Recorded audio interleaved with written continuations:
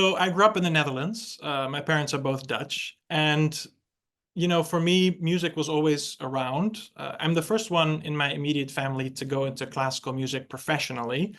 But my parents both played music, piano, cello, they still do.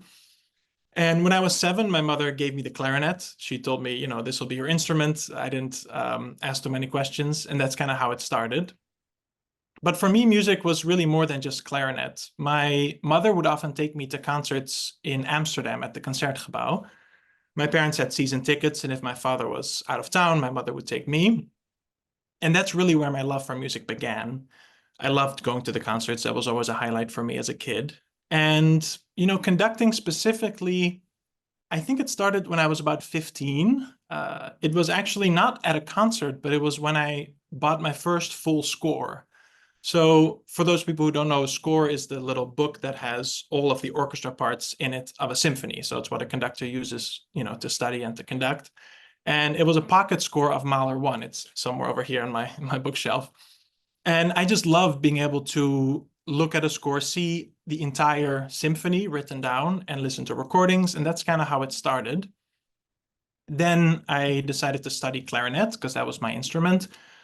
But I also wanted to study physics. I had a passion for science, and that's what actually brought me to the US. I studied both of those subjects.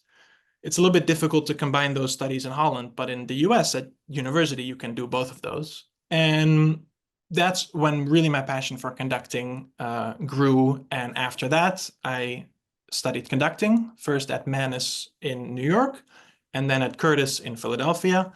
And I'm still in Philadelphia today. That's still currently my home. So that's kind of my story. And can you tell, how did conducting win out to be the focus of your life's work?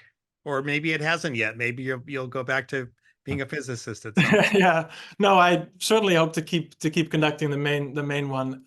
It's a great question. It started with this feeling that I loved clarinet, but it felt limiting somehow to limit to one instrument. I loved the repertoire that a conductor gets to interact with, which is the entire repertoire, basically. Every composer wrote symphonies or operas. But it's also the analytical side, the part that I loved about physics, this idea of studying something, of analyzing something, analyzing the structure.